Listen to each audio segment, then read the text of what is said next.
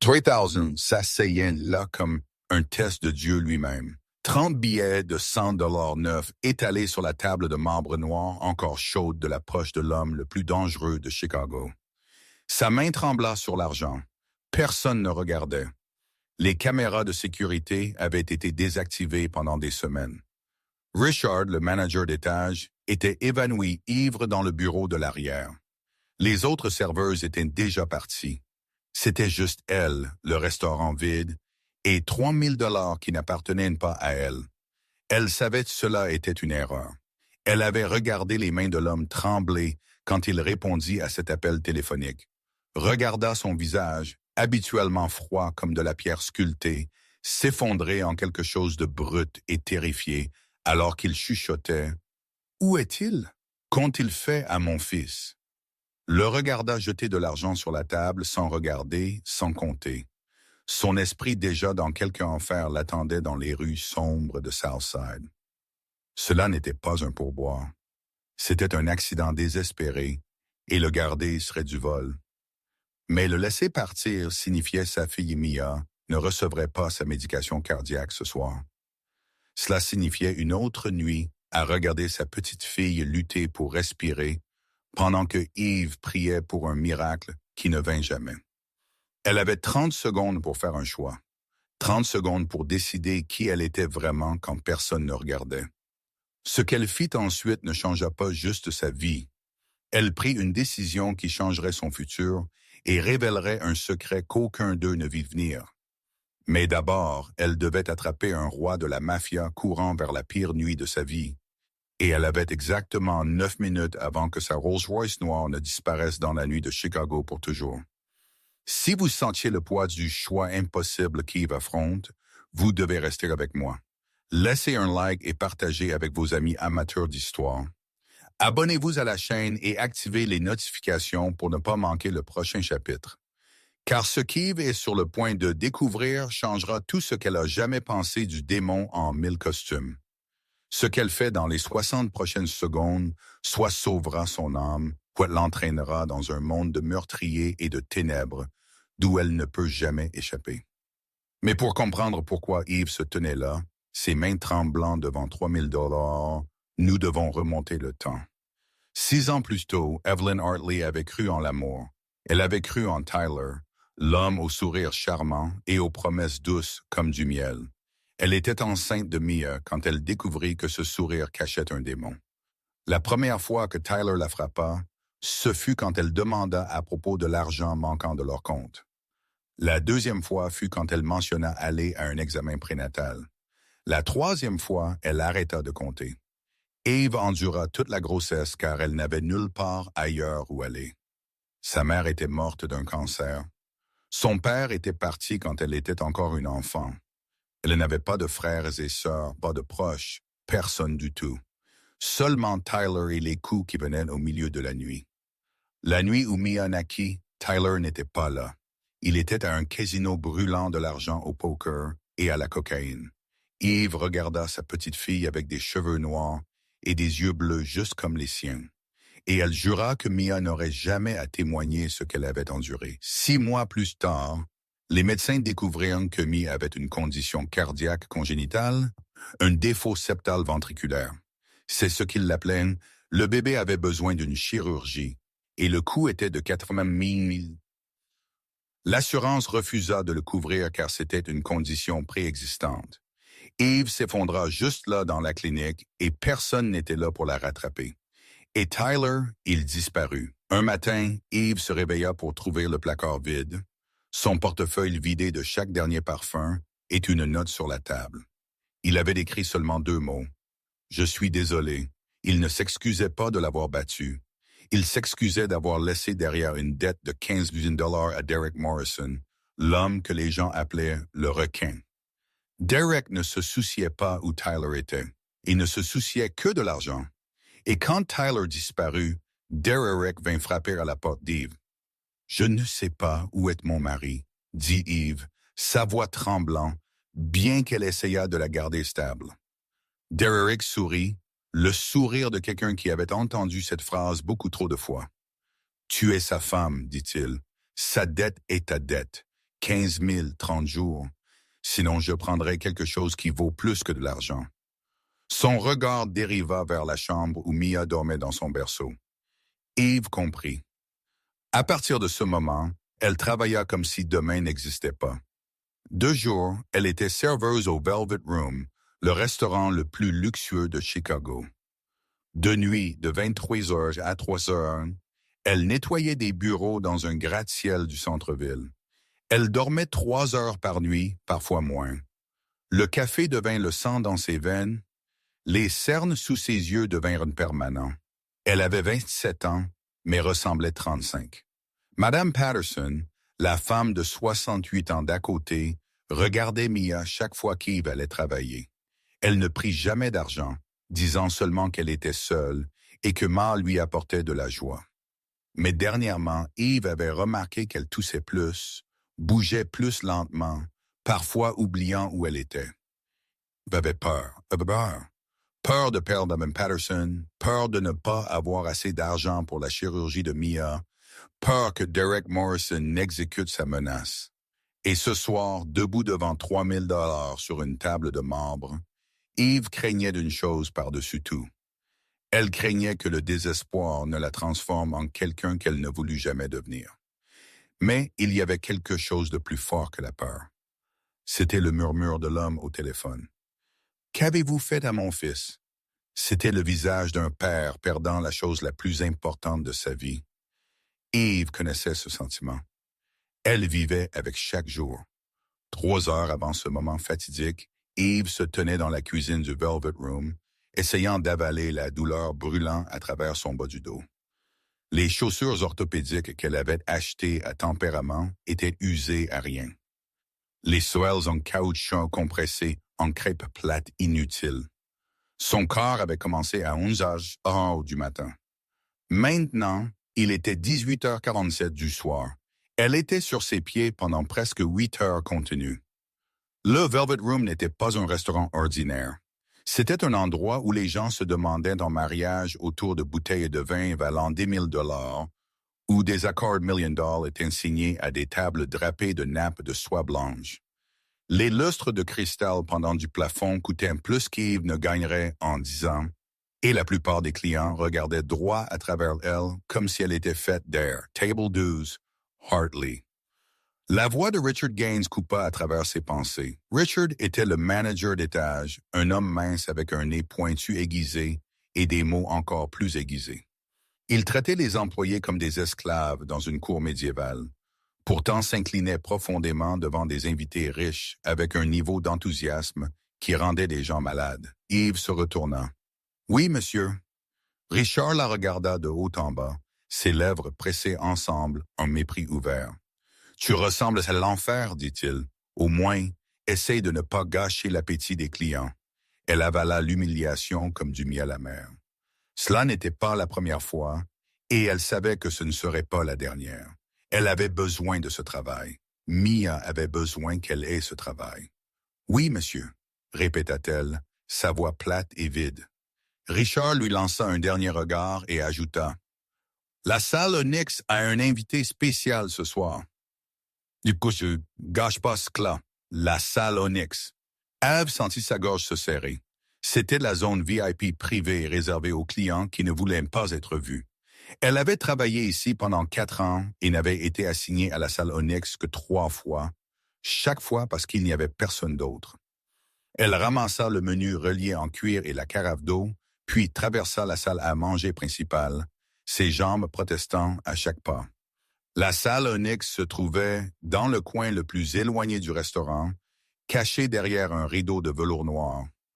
Quand Eve souleva le rideau et entra à l'intérieur, elle s'arrêta presque net. Elle le reconnut instantanément. Qui à Chicago ne connaissait pas Nicholas Valente? Les magazines d'affaires l'appelaient un génie de l'investissement. L'homme qui transforma Valente Industries en un empire de plusieurs milliards de dollars. Mais dans les rues, les gens chuchotaient un autre nom. Le boss, le dirigeant des ombres de Chicago, l'homme qui le rendait simple. Si tu devais de l'argent, tu payais ou tu disparaissais. Nicolas Valente était assis seul dans le coin, penché en arrière dans sa chaise, un téléphone pressé contre son oreille. Il parlait italien, sa voix basse et stable, chaque mot portant le poids d'un ordre qui ne pouvait être contesté. 36 ans, cheveux noirs, yeux gris froids d'acier. Une mince cicatrice courait le long du coin extérieur de son œil gauche.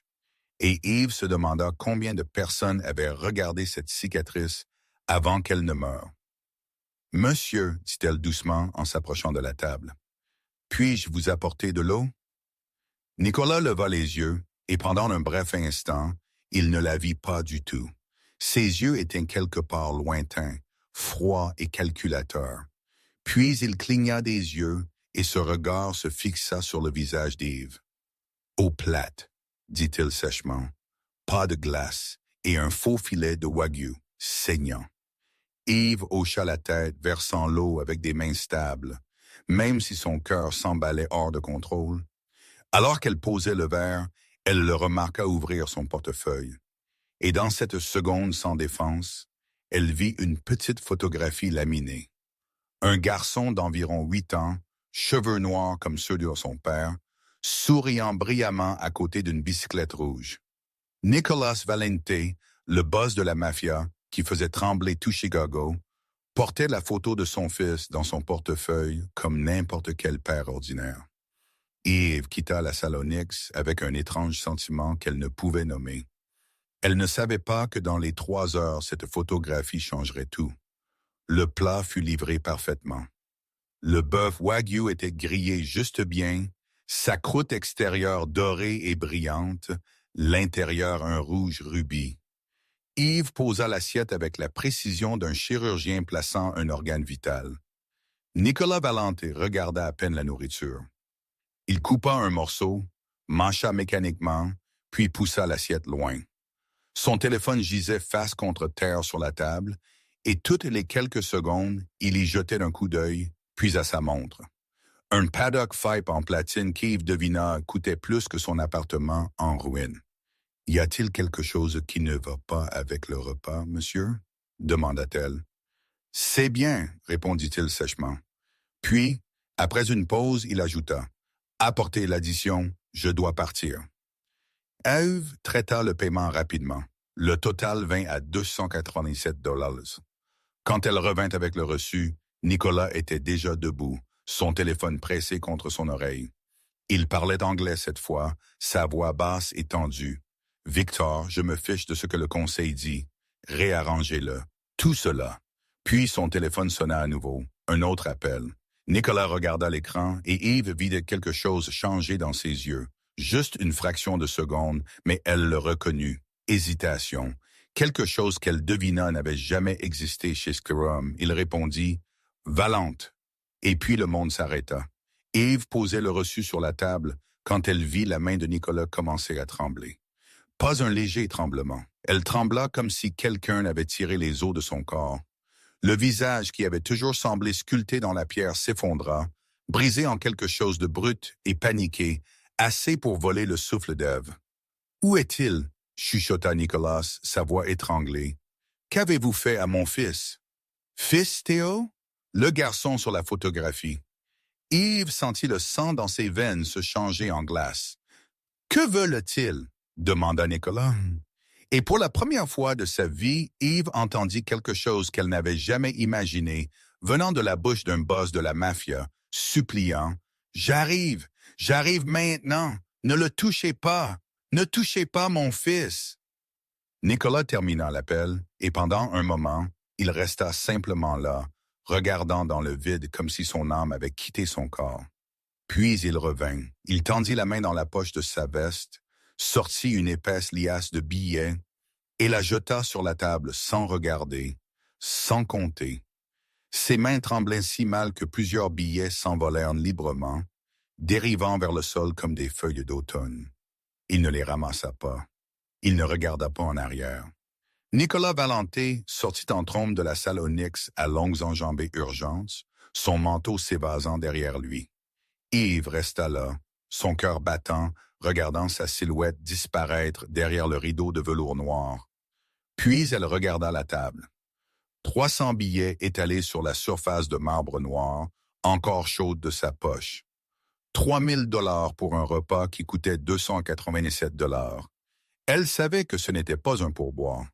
Personne ne donnait un pourboire 10 fois l'addition, pas même un milliardaire.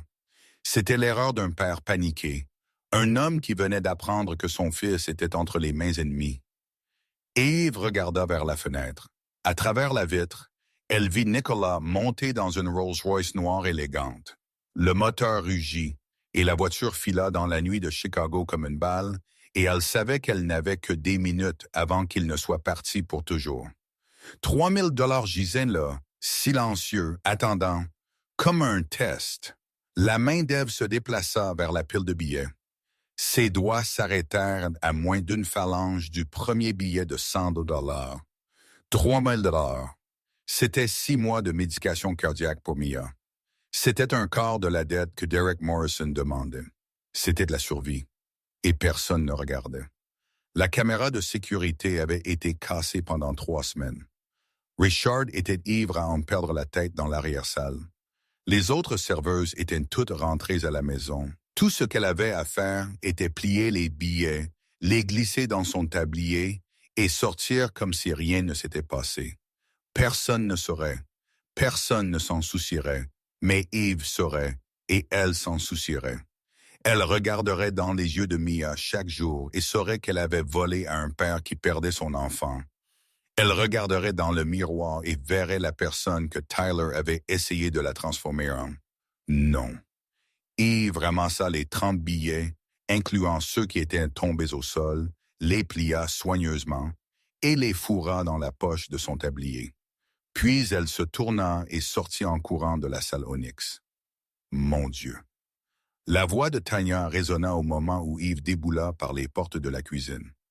Sa collègue se tenait près de l'évier, les yeux grands comme des soucoupes, alors qu'elle regardait Eve courir comme si elle était poursuivie par la mort. Est-ce de l'argent? 3 000 $. Eve à l'état. Il l'a oublié. Je dois le rendre. Tanya cligna des yeux. Puis elle rit, un son court et aigu comme si Eve venait de dire la chose la plus folle qu'elle ait jamais entendue. Le rendre? Es-tu folle? C'est Nicolas Valente. Je sais qui il est. Tu n'as aucune idée. Tanya attrapa le bras d'Ève, ses yeux remplis d'une vraie peur. Les gens meurent pour s'approcher de lui. Eve, tu meurs. Qui penses-tu être? Courir après un boss de la mafia pour rendre 3 000 $? Il pensera que tu es une espionne, une ennemie, tout sauf une serveuse gentille. Il te tuera avant même que tu n'ouvres la bouche. Eve regarda dans les yeux de Tanya. Elle y vit une terreur véritable. Tanya n'exagérait pas. Nicolas Valente était un nom que les gens ne chuchotaient que dans l'obscurité. Mais Eve vit autre chose aussi. Elle vit le visage de Nicolas quand il apprit que son fils avait été pris. Elle vit les mains tremblantes, la voix étranglée, les yeux paniqués d'un père sur le point de perdre la chose la plus importante de sa vie. « Je suis une mère », dit Eve, sa voix étrangement calme. « Je comprends », Tanya se tut. « Si quelqu'un prenait Mia, continua Eve, je perdrais la tête de la même manière. J'oublierais tout.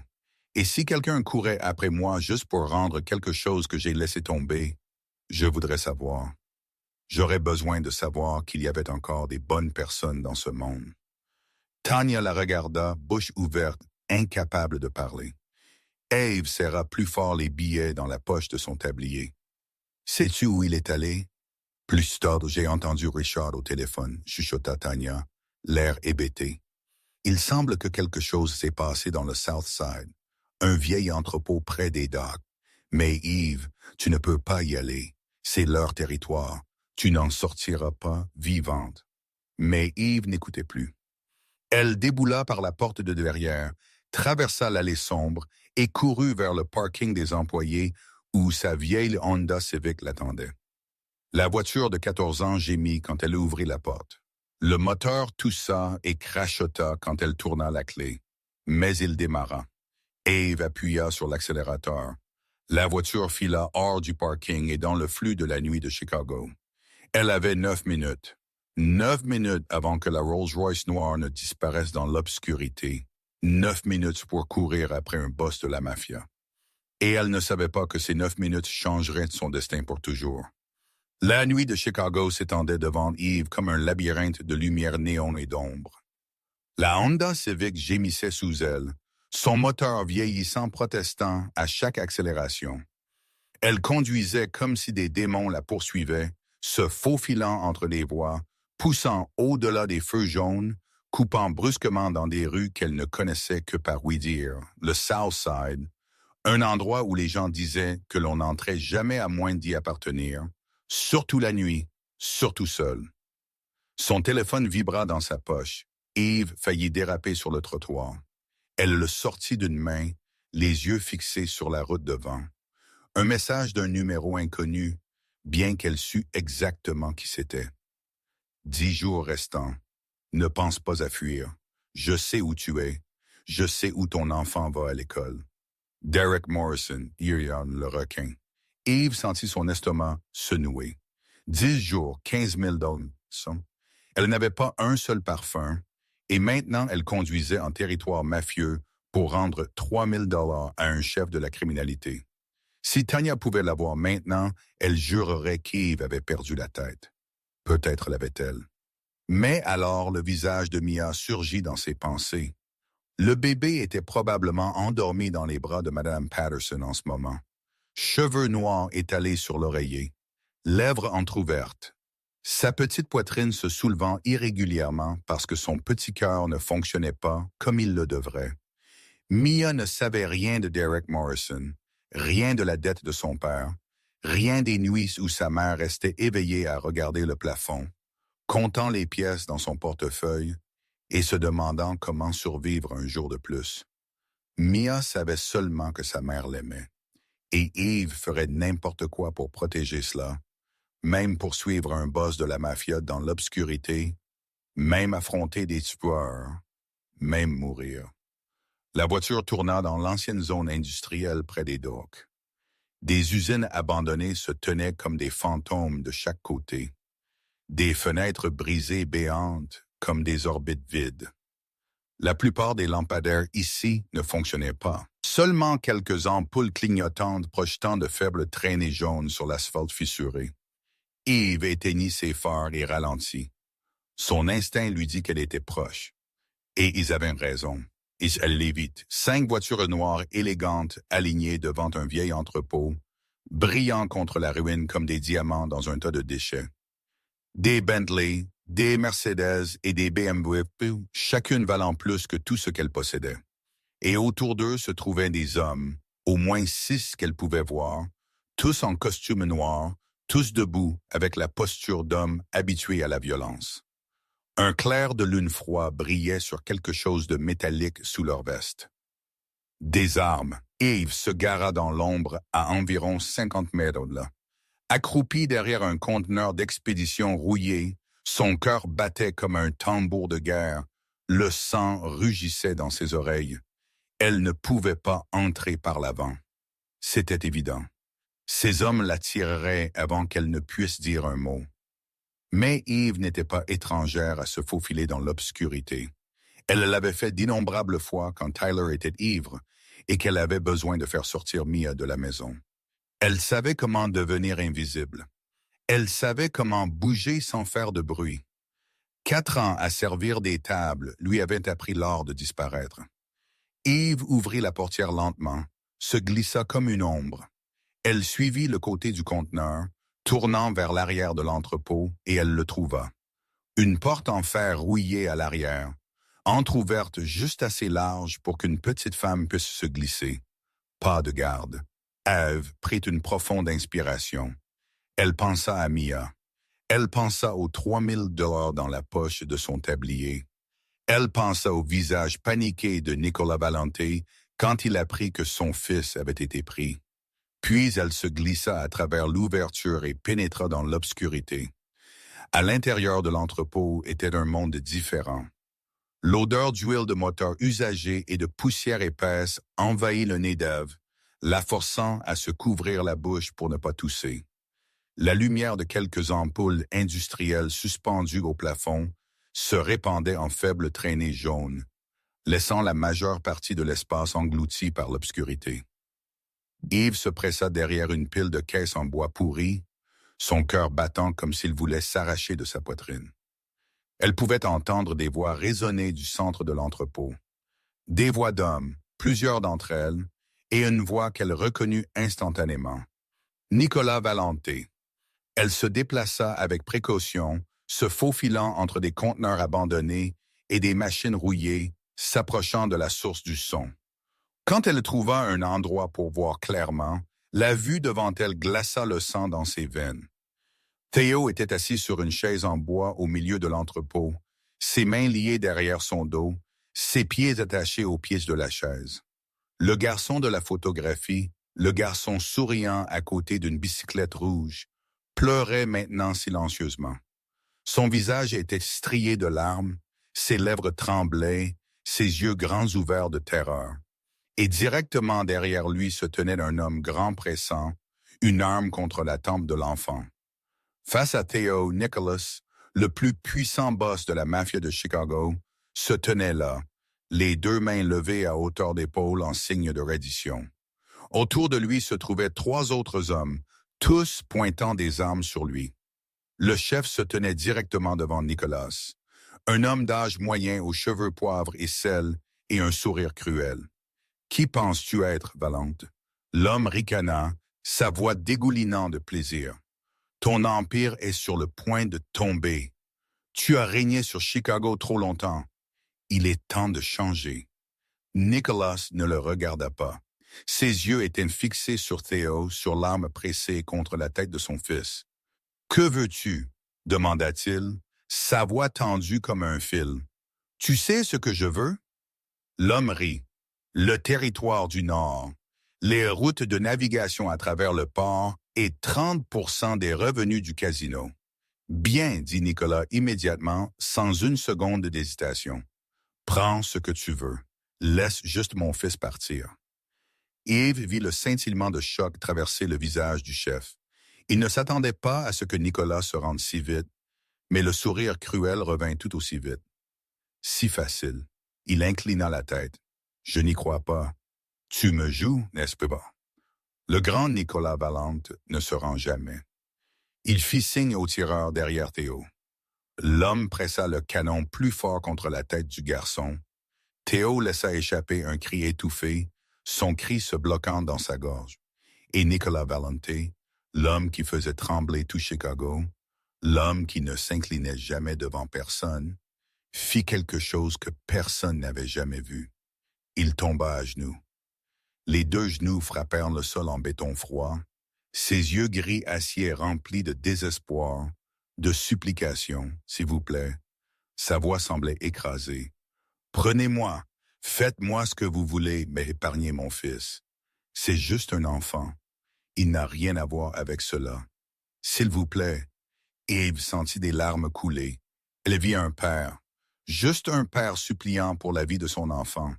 Comme elle, comme n'importe quel parent dans ce monde. Le chef éclata de rire, le son résonnant à travers l'entrepôt comme le cri d'une corneille. « Regardez ça » cria-t-il à ses hommes. « Le grand Nicolas Valente est à genoux. C'est le plus beau jour de ma vie. » Il se retourna vers Nicolas, ses yeux brillants de malice. « Mais j'ai peur de ne pas vous croire, Valente.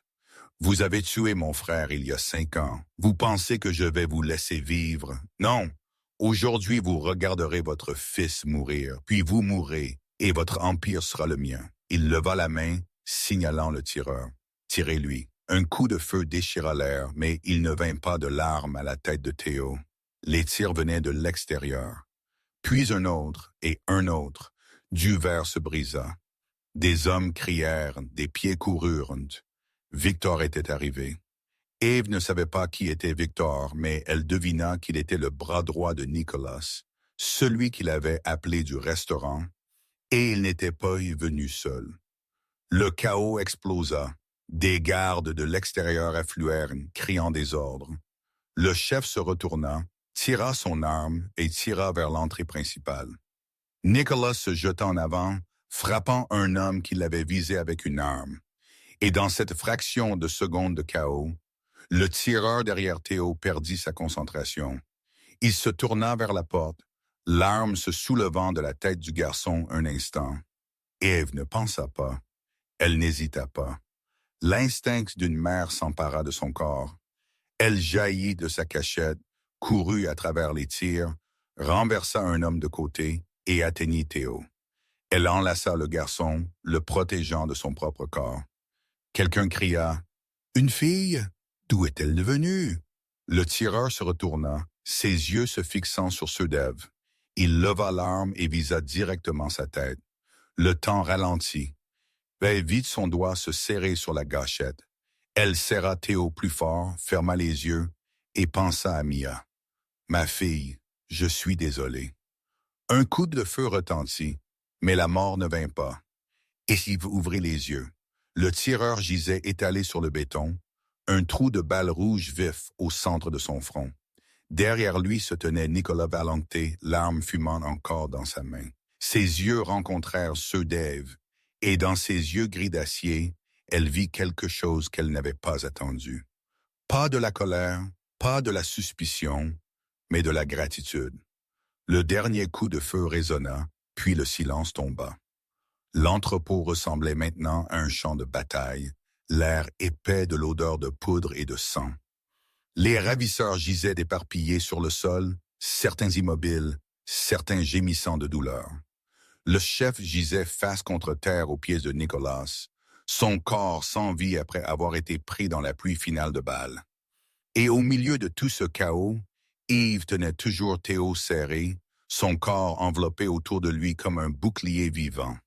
Elle tremblait de manière incontrôlable, mais elle ne le lâcha pas. Elle ne pouvait pas le lâcher.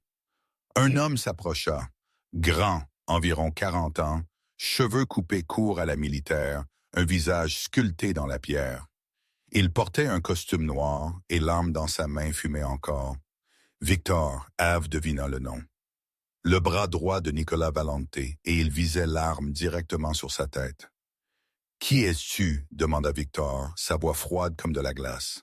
« Comment êtes-vous entré ici » Ève voulut répondre, mais sa gorge était sèche. Elle ne put que serrer Théo plus fort, sentant le petit corps trembler dans ses bras. « C'est un témoin, » dit Victor, ne quittant jamais Yves des yeux. Elle a tout vu. « Vous connaissez les règles, pose pas de témoin. » Son doigt se serra sur la gâchette. Ève le regarda droit dans les yeux. Elle ne supplia pas. Elle ne pleura pas. Elle pensa seulement à Mia, à sa fille se réveillant le matin sans mère, à Madame Patterson devant dire à l'enfant que sa mère n'était pas rentrée. « Arrêtez !» La voix de Nicolas coupa l'air comme une lame. Victor se figea, mais ne baissa pas l'arme. « Boss, j'ai dit, arrêtez !»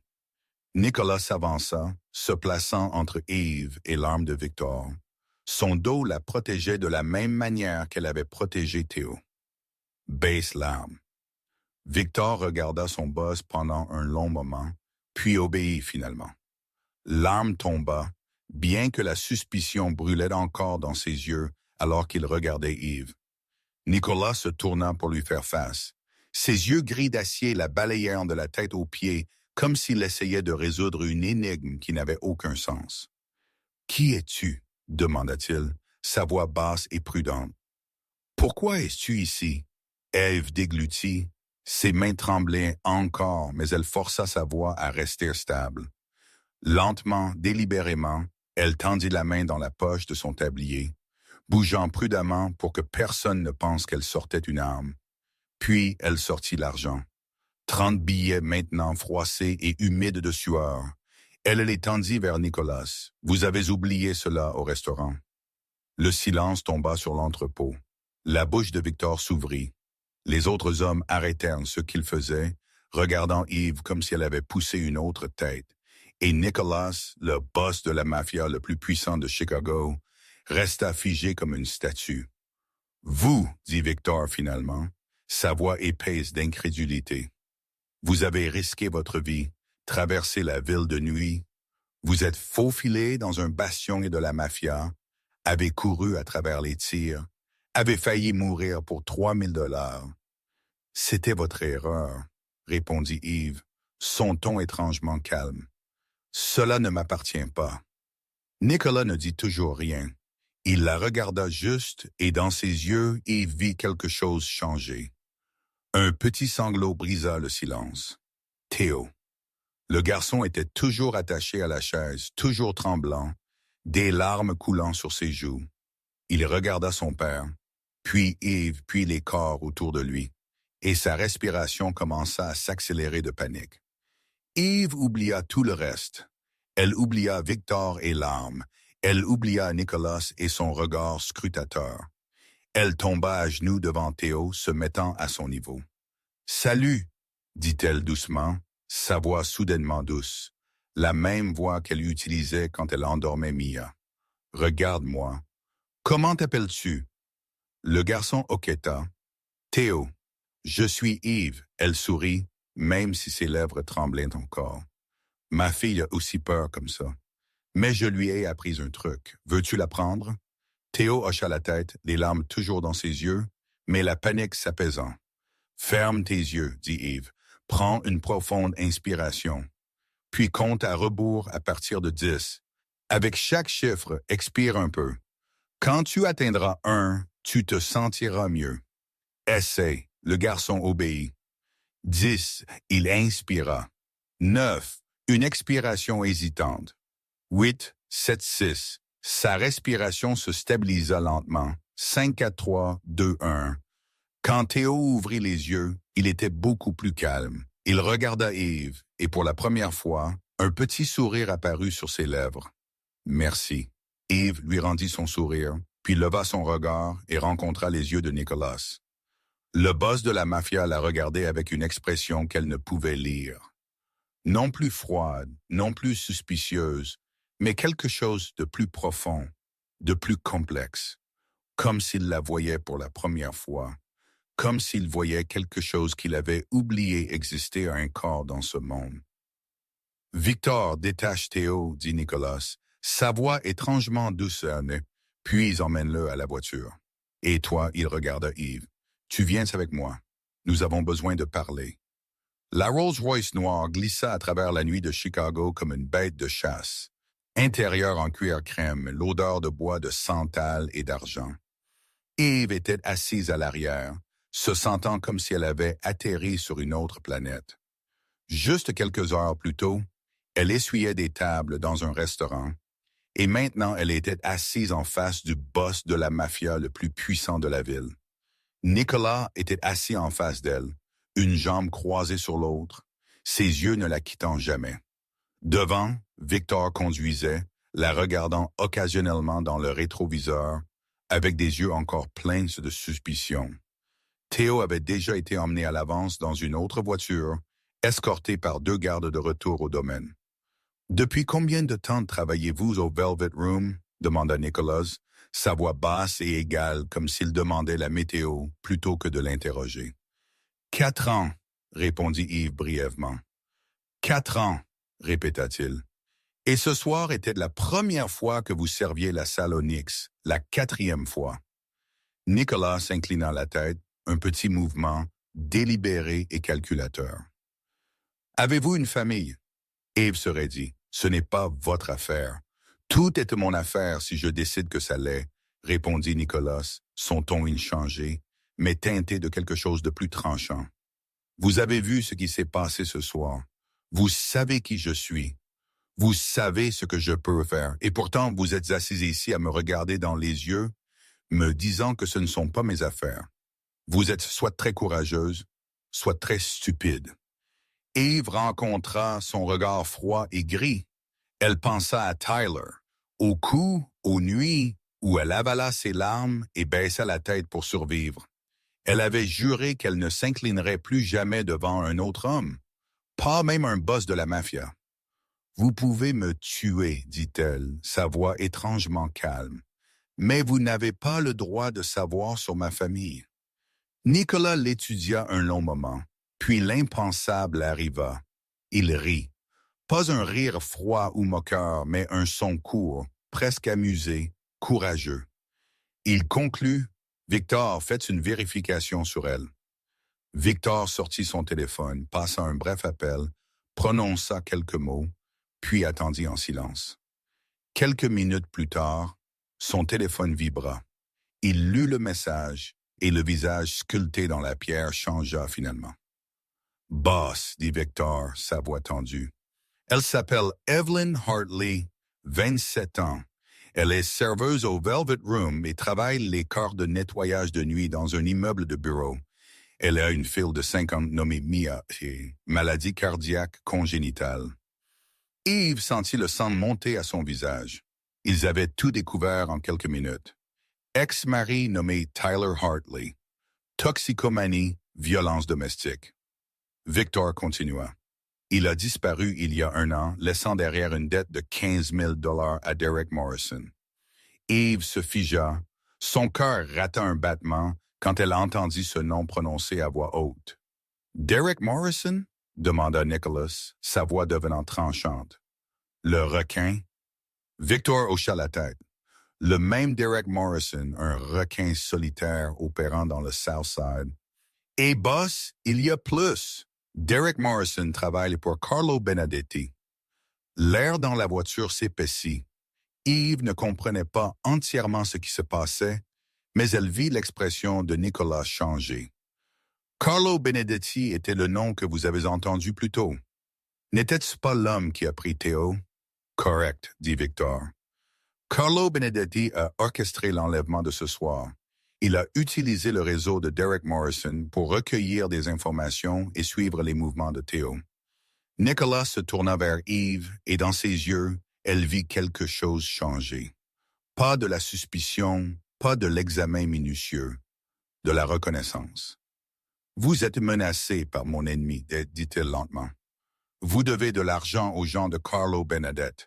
Vous êtes déjà dans leur ligne de mire sans le savoir. » Un frisson parcourut l'échine d'Ève. Elle pensa au message de Derek. 10 jours, elle pensa à la menace. « Je sais où votre enfant va à l'école. » Et elle réalisa qu'elle ne fuyait pas seulement d'une tête. Elle était prise dans une guerre entre des forces qu'elle n'aurait jamais pu imaginer. « Et vous êtes quand même venu, » dit Nicolas, sa voix portant quelque chose qu'elle ne pouvait nommer. « Vous saviez que vous étiez menacé. Vous aviez besoin d'argent plus que quiconque. Et pourtant, vous m'avez poursuivi pour rendre 3 000 $. Elle le regarda en silence, le calme s'étira. Puis Nicolas parla à nouveau, son ton plus bas. « Je pense que nous avons besoin de beaucoup plus parler, Evelyn Hartley. » La voiture s'arrêta au bord du trottoir, le moteur ronronnant et corps doucement. À travers la vitre, Yves reconnut son propre immeuble, une structure vieillissante avec des murs tachés et des escaliers en fer rouillé. Vu de l'intérieur du luxe d'une Rolls-Royce, il semblait plus usé et fragile que jamais. Nicolas leva les yeux vers l'immeuble sans parler. Puis il se tourna vers Yves. « J'ai une proposition, dit-il, sa voix basse et délibérée, comme s'il pesait chaque mot. J'effacerai votre dette envers Derek Morrison. 15 000 $ partis comme si cela n'avait jamais existé, et vous travaillerez pour moi. » Yves le regarda, son cœur battant plus vite. « Je n'ai pas besoin de charité, dit-elle, son ton plus ferme qu'elle ne l'avait voulu. Je n'ai besoin de la pitié de personne. » Nicolas ne sembla pas offensé. Il la regarda simplement avec un calme presque troublant. « Ce n'est pas de la charité, » répondit-il. « C'est du business. Vous travaillez pour moi. Je vous paye correctement. La dette effacée fait partie de l'accord, pas un cadeau. » « Quel genre de travail ?» demanda Yves, incapable de cacher sa suspicion. « Je ne suis qu'une serveuse. Je ne sais rien de votre monde. Je ne sais pas comment utiliser une arme. Je ne peux pas me battre. Je ne sais rien dont vous auriez besoin. » Nicolas resta silencieux un instant. Puis il parla et quelque chose dans sa voix avait changé. « Je n'ai pas besoin que vous sachiez comment utiliser une arme. J'ai des centaines d'hommes qui savent comment utiliser des armes. Ce dont j'ai besoin est quelque chose de beaucoup plus rare. Savez-vous qui a vendu mon fils ce soir? » Ève secoua la tête. « Quelqu'un à l'intérieur de mon organisation, » dit Nicolas. Et pour la première fois, Yves entendit une colère lente et brûlante sous son contrôle. Quelqu'un en qui j'avais confiance a divulgué l'emploi du temps de Théo à Carlo Benedetti. Quelqu'un a pris de l'argent en échange de la vie de mon fils. Et je ne sais pas qui c'est. Yves le regarda et commença à comprendre. Il était entouré de traîtres. Il ne pouvait faire confiance à personne. Et elle, une étrangère complète, était la seule personne cette nuit-là qui avait fait la bonne chose sans rien demander en retour. J'ai besoin de quelqu'un en qui je peux avoir confiance. Nicolas continua. J'ai besoin de quelqu'un avec de l'intégrité, avec de la morale, quelqu'un qui remarque ce que les autres négligent. Vous avez été serveuse pendant 4 ans. Vous savez comment être invisible. Vous savez comment observer les gens quand ils pensent que personne d'important ne regarde. C'est une compétence que la plupart de mes gens n'ont pas. Vous voulez que je sois une espionne, dit Yves sèchement. Je veux que vous observiez, répondit Nicolas. Il y a une différence. Je n'ai pas besoin que vous sabotiez qui que ce soit. J'ai juste besoin que vous m'aidiez à voir la vérité. Vous assisterez à des réunions, des dîners avec des partenaires, des événements d'entreprise. Vous vous tiendrez dans le coin et regarderez comment les gens se comportent quand ils pensent que personne d'important ne regarde, et vous me rapporterez ce que vous voyez. Ave se tut, pesant le choix. C'était une opportunité, elle le savait. La dette envers Derek Morrison disparaîtrait. Mia serait en sécurité. Elle aurait de l'argent pour prendre soin de sa fille. Mais c'était aussi un monde d'ombre, un monde d'armes et de sang, un monde qu'elle venait de voir, où les gens mouraient sans avertissement. Voulait-elle tirer Mia dans ce monde? Si j'accepte, dit-elle lentement. J'ai une condition. Raclement de gorge. Nicolas inclina la tête. Vous n'êtes pas en position de poser des conditions. Alors nous n'avons rien à discuter, répondit Yves, sa voix stable. Elle posa sa main sur la poignée de porte, prête à sortir. Nicolas l'étudia un long moment, puis il parla. « Quelle est votre condition? »« Ma fille. » Ave se retourna, rencontrant ses yeux. Mia n'est jamais impliquée. Jamais. Elle ne sait rien de ce monde et elle ne le saura jamais. Si quoi que ce soit menace mon enfant, même la plus légère ombre de danger, je pars immédiatement. Et vous ne m'arrêterez pas. Nicolas resta silencieux. Dans l'obscurité de la voiture, Yves ne put lire son expression. Puis il hocha la tête. « Bien, dit-il, sa voix ferme et finale. Votre fille sera en sécurité. Je promets. » Et quand Nicolas Valente promettait, Yves comprit que ce n'étaient pas des paroles en l'air. C'était un pacte scellé par l'honneur d'un boss. « Quand est-ce que je commence? » demanda-t-elle. « Demain, » répondit Nicolas. « Victor viendra vous chercher à 8 heures du matin. »« Et Evelyn? » Elle le regarda. « Merci d'avoir sauvé mon fils ce soir. » Ève ne dit rien. Elle hocha seulement la tête, ouvrit la porte et sortit. La Rolls-Royce s'éloigna dans la nuit, la laissant seule devant le bâtiment vieillissant. Ève leva les yeux vers la fenêtre du 3e étage où Mia dormait dans les bras de Madame Patterson. « Je te protégerai, » chuchota-t-elle, « quel qu'en soit le coup. » Le lendemain matin, Yves se rendit au Velvet Room pour la dernière fois. Elle passa par l'entrée du personnel et entra dans la cuisine familière remplie de l'odeur de nourriture et du cliquetis des plats. Richard se tenait près du bar, vérifiant la liste des réservations avec son habituel froncement de sourcils permanent. Quand il vit Yves, il leva un sourcil. « Vous êtes en avance, dit-il, sa voix dégoulinant de sarcasme. « C'est une surprise. Je suis ici pour démissionner, » répondit Ève, posant une enveloppe sur le comptoir, avec effet immédiat. Richard regarda l'enveloppe, puis elle, et éclata de rire. Son rire résonna dans la cuisine, poussant quelques autres employés à se retourner et à regarder. Démissionner, il secoua la tête, ses yeux brillants d'un amusement cruel. « Où penses-tu que tu vas trouver un travail? »« Hartley, ressemblant à cela avec ton passé. Tu seras de retour ici à genoux suppliant pour du travail dans une semaine. Retiens mes paroles. » Yves le regarda, l'homme qui l'avait humilié pendant 4 ans, qui l'avait fait se sentir petite et sans valeur chaque jour. Et pour la première fois, Elle ne ressentit ni peur ni colère. Elle ne ressentit que de la pitié. « Au revoir, Richard, dit-elle calmement, puis se retourna et s'éloigna. Elle ne regarda pas en arrière. Une Mercedes noire attendait déjà à l'entrée de derrière.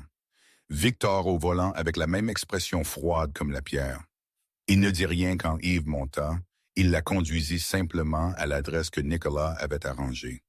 Le nouvel appartement était dans un immeuble haut de gamme du côté nord avec une sécurité 24h/24, des caméras partout et un système de verrouillage qui Yves mit 10 minutes à apprendre à utiliser. 2 chambres, un salon spacieux, une cuisine entièrement équipée et des fenêtres donnant sur la skyline de Chicago.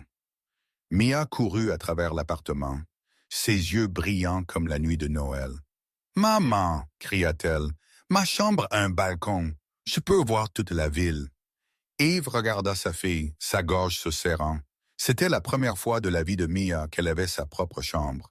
La première fois qu'elle n'avait pas à dormir dans le même lit que sa mère dans un espace exigu et sombre. La première semaine passa comme un rêve. Yves reçut un avis de son nouveau salaire, 10 000 $ par mois, 8 fois ce qu'elle avait gagné en travaillant 2 emplois combinés. Mia fut inscrite dans une école privée avec un programme de soins médicaux spécialisés, où un cardiologue pédiatrique suivait son état chaque semaine. Et Derek Morrison, l'homme qui avait menacé de tout lui prendre, disparut soudainement. Plus de messages, plus d'appels, plus d'ombre la suivant quand elle sortait. Yves ne demanda pas ce qui s'était passé. Elle ne voulait pas savoir.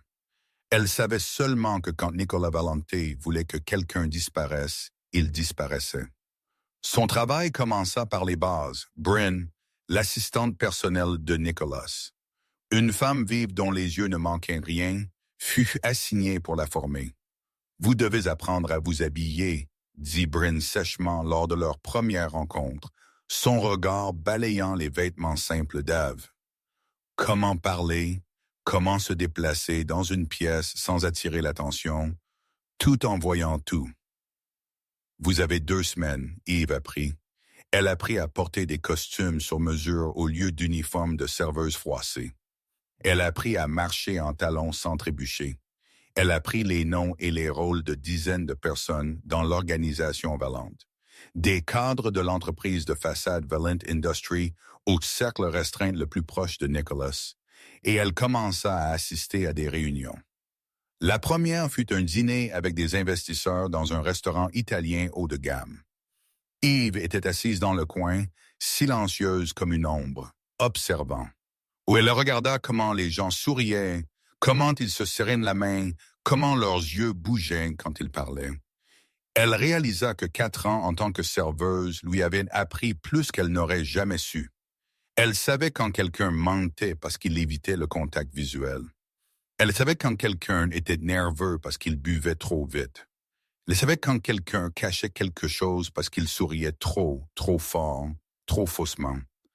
Le monde de Nicolas Valente était un monde de costumes chers et de faux sourires. Un monde d'argent et de pouvoir où chacun avait un programme et où personne ne pouvait être de confiance. Yves s'adapta, non pas parce qu'elle appartenait ici, mais parce que Mia avait besoin qu'elle soit forte, et Yves ferait n'importe quoi pour garder sa fille en sécurité, même devenir les yeux et les oreilles d'un boss de la mafia. L'appel vint à 2 heures du matin. Yves dormait profondément, épuisé après une longue journée à observer une réunion du conseil d'administration, quand le téléphone sonnant la tira de ses rêves. Le numéro de Victor. Elle s'assit d'un bond, son cœur battant la chamade. « Qu'est-il arrivé ?» demanda-t-elle, sa voix rauque de sommeil. « Le garçon veut vous voir, » dit Victor sèchement. « Il ne dormira pas, il n'arrête pas d'appeler votre nom. » Yves n'eut pas besoin de demander quel garçon, elle savait. « J'arrive maintenant. » 20 minutes plus tard, Yves se tenait devant les grilles de fer du domaine Valente, un château au cœur de Chicago avec des murs de pierre grise et de vastes jardins noyés dans l'obscurité. Les grilles s'ouvrirent automatiquement à son approche, et un serviteur la conduisit à travers de longs couloirs de marbre jusqu'à la chambre de Théo. Le garçon était recroquevillé sur le lit, les genoux ramenés à sa poitrine, les yeux grands ouverts alors qu'il fixait l'obscurité. Quand il vit Eve, Théo éclata en sanglots. Tante Eve. Il courut vers elle, s'accrochant à elle comme si elle était la seule bouée de sauvetage dans une mer sombre. J'ai si peur. Chaque fois que je ferme les yeux, je les vois. Je vois les armes, je vois le sang. Eve s'agenouilla et le serra dans ses bras. Elle sentit son petit corps trembler, entendit son cœur battre follement dans sa poitrine. Cauchemar, elle comprit. Mia avait été la même après des nuits où la rage de Tyler avait explosé. C'est bon maintenant, chuchota-t-elle, caressant ses cheveux. Je suis là. Personne ne peut plus te faire de mal, mais j'ai toujours peur. Théo sanglota. Chaque fois que je ferme les yeux, ils reviennent. Je ne veux plus dormir.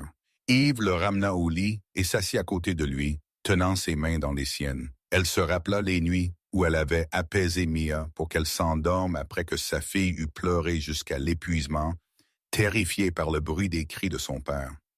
Elle avait appris à affronter la peur et elle enseignerait à Théo la même chose.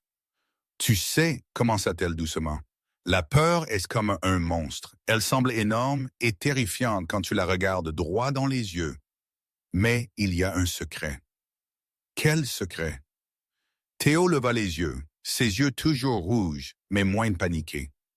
La peur n'est forte que quand tu lui donnes du pouvoir. Yves sourit. Si tu apprends à contrôler ta respiration, à guider tes pensées, tu peux rendre ce monstre plus petit, assez petit pour tenir dans ta poche et l'oublier. Elle lui enseigna comment respirer profondément, comment se concentrer sur de bonnes pensées au lieu d'images effrayantes. Elle lui parla de Mia, des fois où sa fille avait eu peur et comment elles deux l'avaient affrontée ensemble. Petit à petit, Théo se calma. Il posa sa tête contre l'épaule d'Ève, ses paupières s'alourdissant de sommeil. « Tante Ève, chuchota-t-il. « Oui, mon chéri, je souhaite que ma maman soit encore en vie. » Sa voix se brisa. Elle me tenait comme ça aussi. Elle me racontait des histoires quand j'avais peur. Elle me manque tellement. Ève sentit son cœur se briser. Elle le serra plus forte, des larmes coulant malgré ses efforts pour les retenir. « Ta maman est toujours avec toi, chuchota-t-elle. Dans ton cœur, dans chaque respiration que tu prends, elle t'aime, et cet amour ne disparaît jamais. Jamais. » Elle ne savait pas que Nicolas se tenait devant la porte, le dos contre le mur, la tête baissée. Il était là depuis un certain temps, écoutant chaque mot qu'Yves disait à son fils, et dans l'obscurité du couloir, les yeux gris d'acier du boss de la mafia étaient humides de larmes. Quand Théo fut finalement endormi, Yves le recoucha doucement sur le lit et tira la couverture sur lui.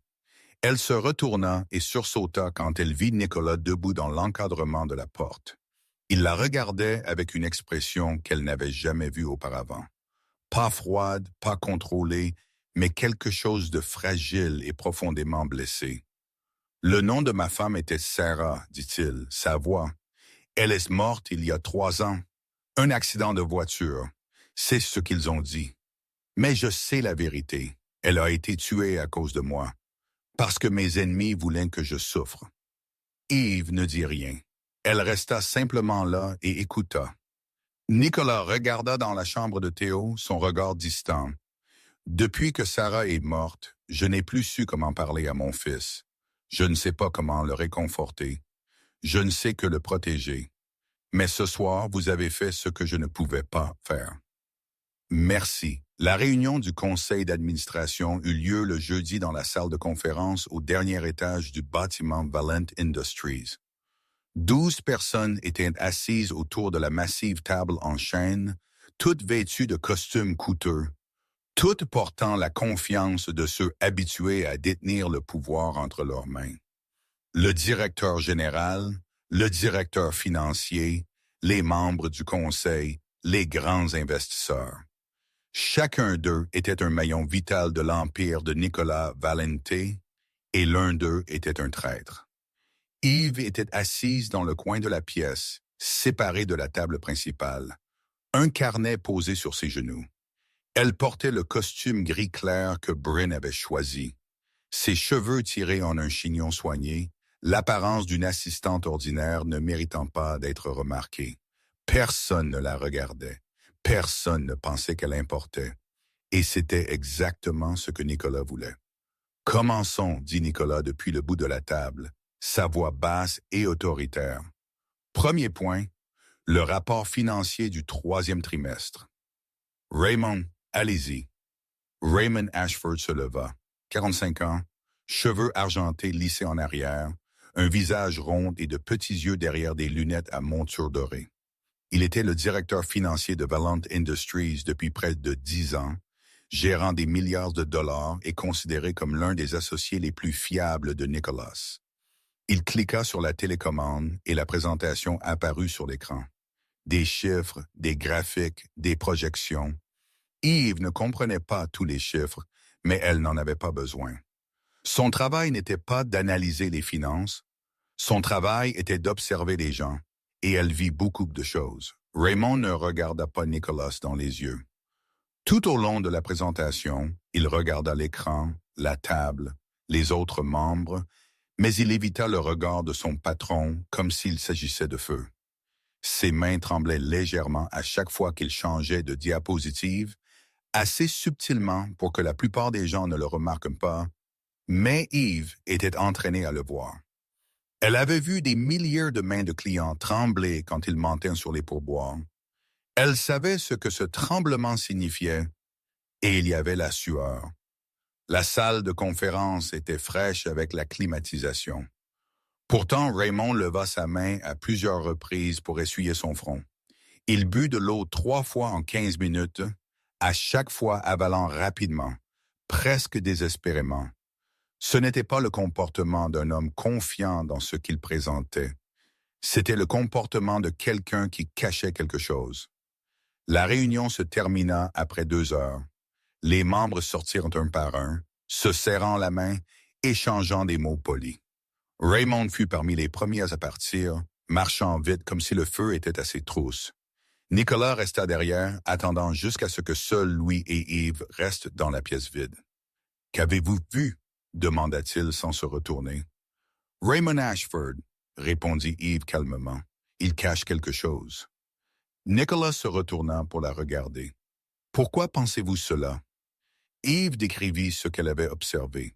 Le contact visuel évité, les mains tremblantes, la sueur dans une pièce froide, la façon dont il buvait de l'eau comme si sa gorge était sèche de tension, la façon dont il se précipita après la réunion comme s'il ne pouvait supporter une seconde de plus dans la même pièce avec Nicolas. Ce n'est pas le comportement d'un homme innocent, conclut Yves. C'est le comportement de quelqu'un qui a peur. Et les gens n'ont peur que quand ils ont quelque chose à cacher. Nicolas resta silencieux un long moment. Puis il sortit son téléphone et composa un numéro. « Victor, dit-il quand l'appel fut répondu, enquête sur Raymond Ashford. Tous les comptes, toutes les transactions, toutes les communications des 6 derniers mois en silence. Personne d'autre ne doit savoir. » Il termina l'appel et regarda Yves. « Si vous avez raison, dit-il, ce sera la découverte la plus importante depuis la nuit à l'entrepôt. Et si j'ai tort? » demanda Yves. Nicolas sourit, mais le sourire n'atteignit pas ses yeux. « J'espère que vous avez tort, car si vous avez raison, cela signifie que j'ai fait confiance aux mauvais hommes pendant 10 ans. » 3 jours plus tard, Victor frappa à la porte du bureau de Nicolas, portant une mallette noire, son visage sombre comme un ciel avant une tempête. Yves était assise dans le coin de la pièce, examinant la liste des invités pour le gala de charité, prévu pour la semaine suivante quand elle sentit l'air dans la pièce devenir soudainement épais et lourd. « Avez-vous trouvé quelque chose » demanda Nicolas. Sa voix calme, bien que ses yeux gris avaient déjà commencé à s'assombrir.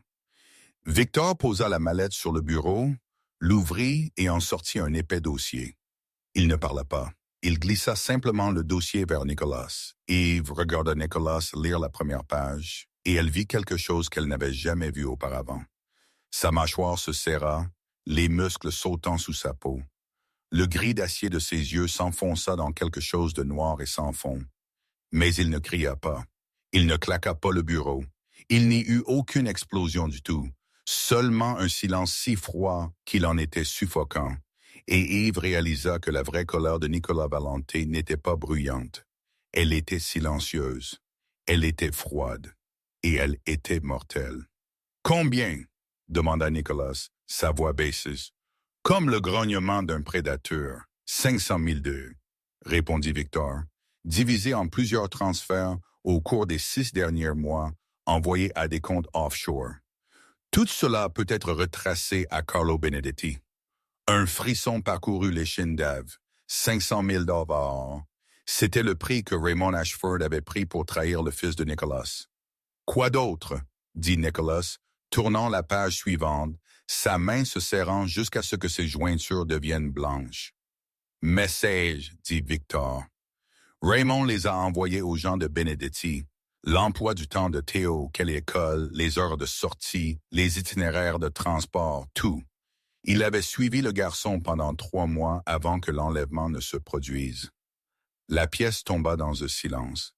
Yves pouvait entendre son propre cœur battre, pouvait entendre l'horloge tic-tac sur le mur. Elle regarda Nicolas et vit quelque chose dans ses yeux qui lui donna envie de reculer. Ce n'était plus de la colère, c'était du vide. Le vide d'un homme qui avait décidé de tuer. 10 ans, dit Nicolas, sa voix plate, gelée comme un lac en hiver.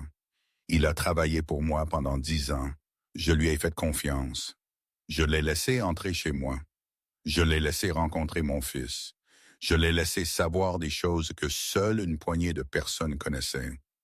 Et il a vendu Théo pour 500 000 $. Il se leva lentement, chaque mouvement rayonnant une intention mortelle. « Victor, occupez-vous de lui. » Les 2 mots tombèrent comme une sentence de mort. Aucune explication nécessaire, aucun détail requis. Victor hocha simplement la tête une fois et se tourna pour partir. Ève resta figée, incapable de bouger. Elle venait de voir un homme être condamné à mort avec 2 mots silencieux. Elle venait de voir le vrai côté obscur de Nicolas Valente, le côté qu'il avait gardé caché pendant les semaines qu'il avait passées avec elle et Théo. « Vous avez sauvé Théo », parla Yves, sa voix tremblant malgré ses efforts pour rester stable. Nicolas se tourna pour la regarder à nouveau. « Vous avez sauvé mon fils à nouveau en le retrouvant. Vous avez fait la bonne chose. Ne doutez pas de cela, Yves déglutit, mais il va mourir. » « Il a essayé de tuer mon fils, » répondit Nicolas, sa voix inébranlable. « Il a pris de l'argent pour livrer un enfant de 8 ans entre les mains d'hommes qui n'hésiteraient pas à lui tirer une balle dans la tête. Que pensez-vous qu'il mérite ?» Ève ne put répondre. Elle ne savait pas comment répondre. Dans le monde où elle avait grandi, les gens appelaient la police quand quelqu'un commettait un crime. Ils laissaient la loi s'en occuper. Mais dans le monde de Nicolas Valente, il n'y avait pas de loi. Seulement la justice du plus fort. Le lendemain, Raymond Ashford disparut. Personne ne le revit jamais. Ni à la compagnie, ni à la maison, ni nulle part. Comme s'il n'avait jamais existé du tout.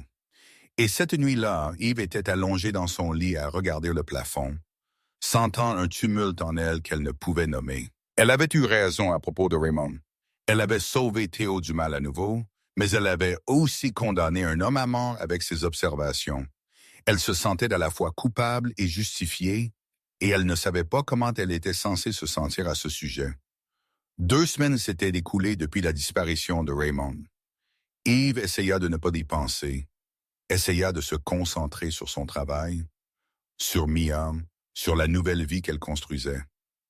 Mais chaque nuit, son image la hantait encore. Le visage rond derrière des lunettes à monture dorée, la voix tremblante alors qu'il présentait son rapport, les mains trempées de sueur tournant chaque diapositive. Elle se demanda comment il était bon, si ça avait fait mal, s'il avait eu peur. Puis elle se réprimanda d'y penser du tout. Cette nuit-là, Yves travaillait tard dans le bureau de Nicolas. Il était en voyage d'affaires, c'est ce qu'on lui avait dit, et elle devait préparer plusieurs documents pour une réunion le lendemain. La vaste pièce gisait dans l'obscurité, éclairée seulement par la lampe de bureau projetant de la lumière sur le petit coin où elle était assise. L'horloge indiquait 23h45 quand la porte s'ouvrit soudainement. Yves leva les yeux et vit Nicolas entrer. Il avait l'air épuisé, les cheveux ébouriffés, la cravate desserrée, et sur la manche de sa chemise blanche se trouvaient des taches rouges foncées qu'elle reconnut instantanément. Du sang. Yves se leva aussitôt, mais elle ne cria pas. Elle ne posa pas de questions. Elle regarda simplement Nicolas un instant, puis se dirigea silencieusement vers l'armoire dans le coin, en sortit un tissu blanc et une bouteille d'eau. Elle revint et lui tendit le tissu sans un mot. Nicolas la regarda et dans ses yeux gris fatigués, il y avait quelque chose qu'Yves ne pouvait lire. Surprise, confusion et peut-être une trace de respect. « Tu ne demandes pas, dit-il sa voix. « Non, répondit Yves calmement. « Tu n'as pas peur de moi? Demanda Nicolas, prenant le tissu, mais ne la quittant jamais des yeux. Le sang sur ma manche. Tu sais quel genre de sang c'est. Yves jeta un coup d'œil aux taches rouges, puis leva les yeux vers son visage. Elle pensa à tout ce qu'elle savait de Nicolas Valente, un boss de la mafia, un tueur, un homme qui pouvait condamner quelqu'un à mort avec 2 mots silencieux.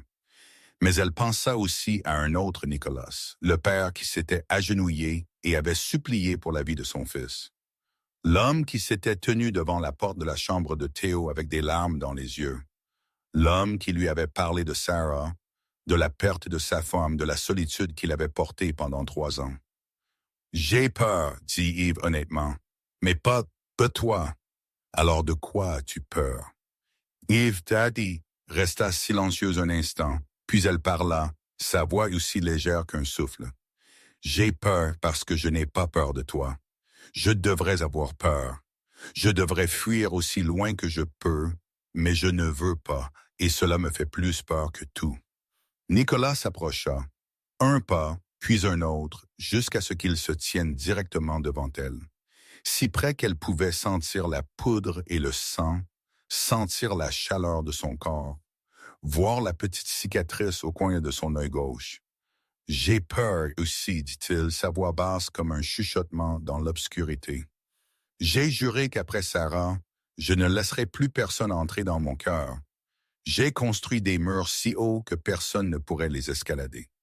Mais toi, il s'arrêta, leva la main, ses doigts effleurant sa joue, comme s'il avait peur qu'elle disparaisse s'il la touchait trop fort.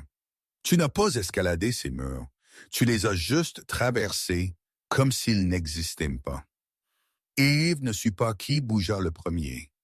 Peut-être les deux. Peut-être aucun. Elle sut seulement qu'un instant plus tard, sa bouche était sur la sienne. Le baiser n'était pas doux.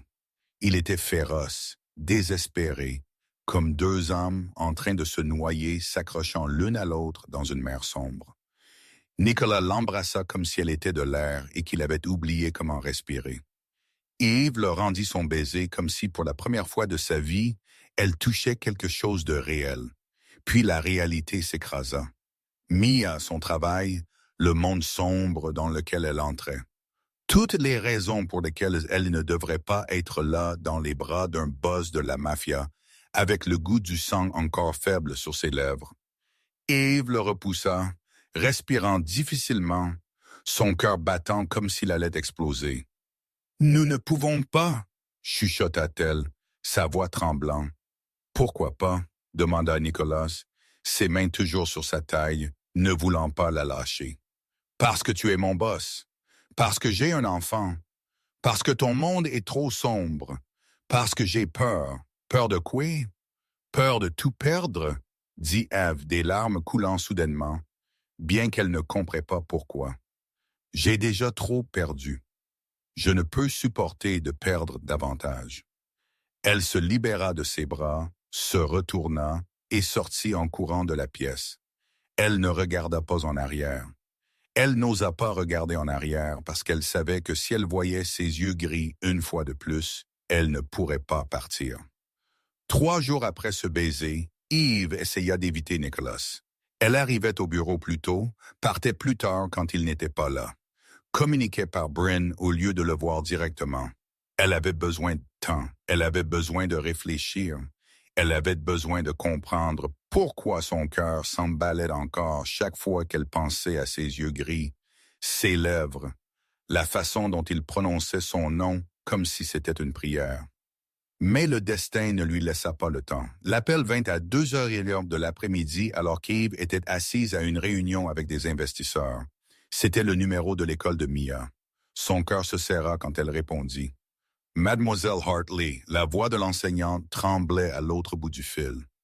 Mia s'est effondrée pendant la classe. Une ambulance l'emmène à l'hôpital St. Mary. Vous devez venir tout de suite. Le monde d'Eve s'effondra. Elle ne se rappela pas comment elle quitta la salle de réunion. Ne se rappela pas si elle prit les escaliers ou l'ascenseur.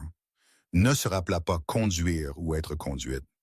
Elle se rappela seulement se tenir devant la salle d'urgence, voyant sa petite fille gisante, immobile sur un lit d'hôpital, son visage blanc comme du papier, des fils et des machines attachées à son petit corps. Le médecin lui parla du cœur de Mia, de la détérioration soudaine, de la nécessité d'une chirurgie d'urgence immédiate où l'enfant ne survivrait pas. Le coût était de 80 000 $, diront-ils. Avait-elle une assurance? Pourrait-elle faire un paiement anticipé? Ils avaient besoin d'une confirmation financière avant de procéder.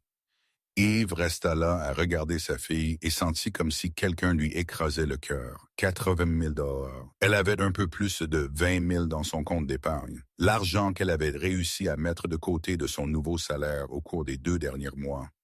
Il lui manquait encore 60 000 $. Elle ne l'avait pas. Elle ne savait pas comment l'obtenir. Et sa fille mourait lentement sur ce lit d'hôpital. « S'il vous plaît, sauvez mon enfant, » dit Eve, sa voix se brisant en 1000 morceaux. « Je paierai, je ferai n'importe quoi. S'il vous plaît, sauvez mon enfant. » Elle s'effondra sur une chaise dans le couloir, sa tête tombant dans ses mains, et elle pleura. Pour la première fois depuis des années, elle pleura comme s'il n'y avait pas de lendemain. Elle pleura pour Mia, pour sa propre impuissance.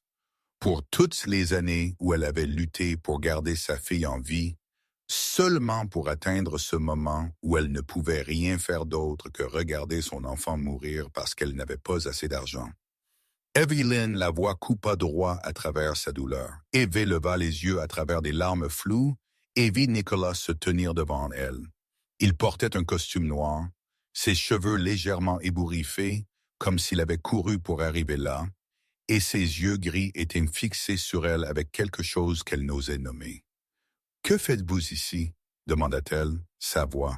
« Bren m'a appelé, » dit Nicolas. « Vous avez quitté la réunion sans un mot.